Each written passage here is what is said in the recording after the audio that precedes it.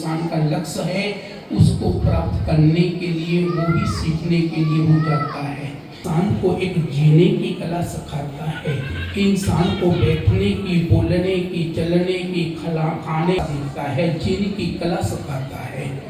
इसलिए प्यारी समझियो वास्तविक ठीक है, वो काम धंधा जो है हम नौकरी करनी है उनके लिए हम वो अलग है, परंतु जो सत्संग है ये एक आत्मा और परमात्मा का मिलन करवाने वास्ते ही है।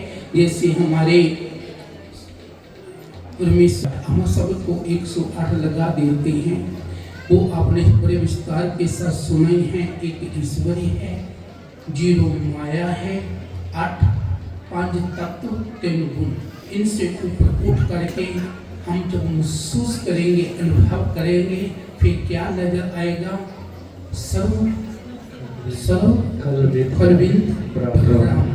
हम चीटी से लेकर कर्म है। यह अपने आप को देखो, अपने आप को पहचानो, अपने आप को जानो। दूसरे को जानने की जरूरत ही नहीं है। जिस अपने आप को नहीं जान पाए हम दूसरे की पहचान क्या कर सकते हैं। इसलिए प्यारी सत्संगियों, जब अपने आप को जानना है हम क्या है, कहाँ से आए हैं, क्या करने के लिए आए हैं। ये शरीर किसके लिए है? भोगने के लिए नहीं है, योग करने के लिए है। भोग जो है वो इंसान को नष्ट करता है, योग इंसान को आबाद कर देता है। सिर्फ फर्क क्या है? लफ्जों में। इसलिए प्यारी सत्संगियों, उसको समझने की जरूरत है, अनुभव करने की जरूरत है। हम संत मत यही कहता है, तुम जरा ध्यान देना, तुम हरि को खोजते हो जहाँ पे हमारी गलती है। तुम हरि को खोजते हो जहाँ यही हमारी गलती है। तुम हरि को खो जाओ, तुम हरि में खो जाओ तो हरि खुद ही तुम्हें खोज लेगा। यही हमारी गलती है। मीरा ने अपना आप को खोया तो मीरा ने पा लिया। धन्ना मंदिर में जाता नहीं पाया, परमात्मा को पाया। जब उसमें पत्थर में खो गया तो उसने वहां से जंगल में ही, खेतों में, बजर खेतों में ही उस पत्थर से ठाकुर को पा लिया।